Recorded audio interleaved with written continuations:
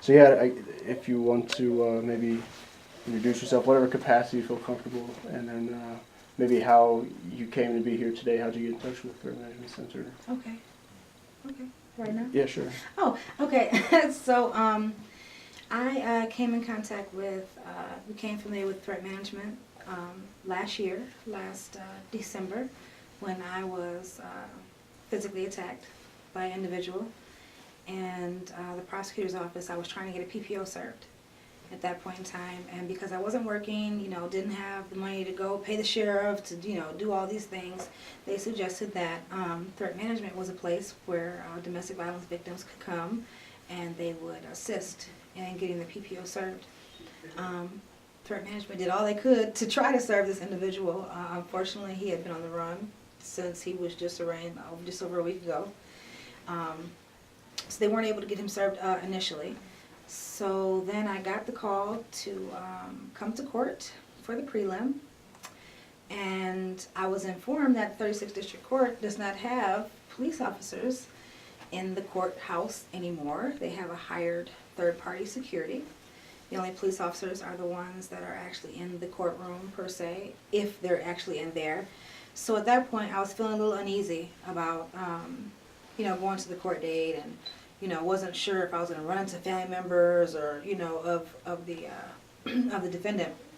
So once again, they're referring back to threat management. They said for, domestic violence cases, they will, provide you an escort to court, make sure that, you get there okay. They'll sit with you during the whole process and then escort you back to your vehicle.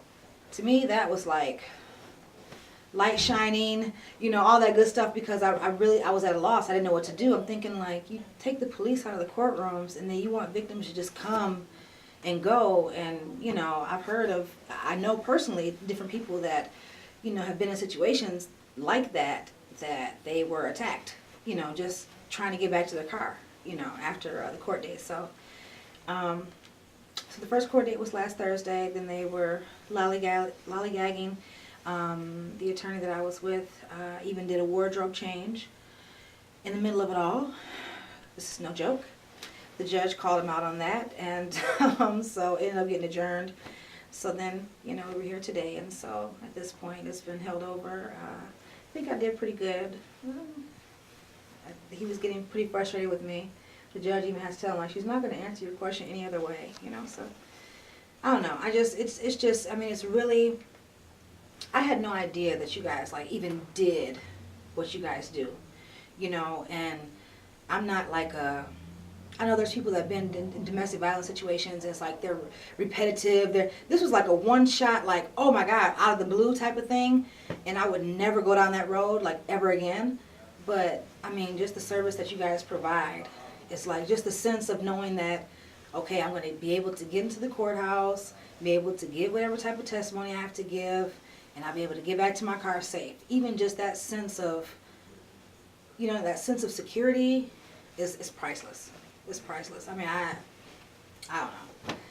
I ramble, so I don't know where you want me to stop. You said when you learned about the Threat Management Center, it was like lights flashing, and now you're saying it's, well, yeah, it was, like, because, so your impression was like, it's going to be good, but it's you've been wrong. And I knew that whatever his attorney was going to bring, he was going to bring, which he had no ground to stand on. That's what the judge just shut him down today, like, you know what, it's time to go.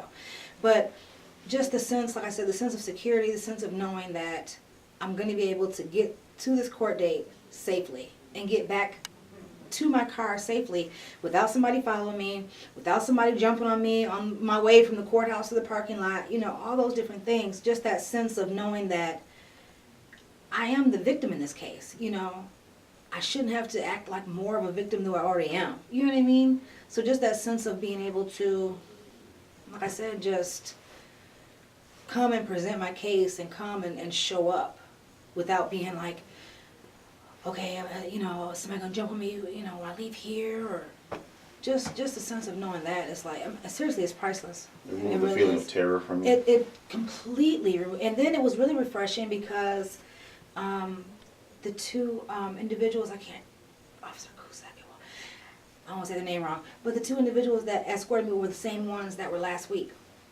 I know that doesn't happen all the time, But it was even just nice to see the same face, you know, that I saw last week when I was there. And, you know, you kind of get a bit of rapport that makes you even more comfortable, you know, to know that, yeah, we're here for you, you know. And that's one of the things. What is the catchphrase you guys always say? I think that's what it is. We're here for you, or something like that. It's something.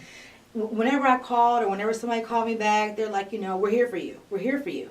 And that was the thing that always stuck in my mind, like, we're here for you, you know. So it's like, I know some people don't have, you know, maybe people to support them or whatever the case may be.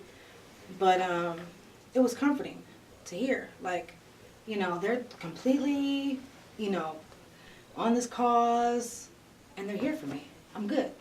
You It's know, excellent. yeah. I mean, it Can't really hardly was. have a better testimonial. Than that. Yeah. So I'm a talker. I'm glad you're happy. Yeah. I'm glad you're happy. so That's, pleased. this is the purpose of this program in our bodyguard section, and the volunteerism that is required to be a part of our program is the people like yourself that, you know, they don't want to feel that sense of terror and fear. And we come in, and our whole objective is to remove that from you, so you can feel comfortable about exercising your legal rights. Yeah. So we're And glad to he have been there was- for you. Yeah, and I appreciate it. Like I said, because last week he was trying to do the whole witness intimidation thing. The judge called him out on that. You know, he was like, you know, doing this whole looking to the side and all this, you know, trying to look behind. Just like, what are you looking at? What are you looking at? Face forward, you know, kind of a thing. But he didn't pull that today. You know, he didn't pull that today, and I don't know. Like I said, whatever it was, if it was from what the judge said last week or just the sheer presence, you know, of the security that I had with me, he's just like, you know what, just forget about it, you know. That's good. Nice. So, Well, it's very nice meeting you.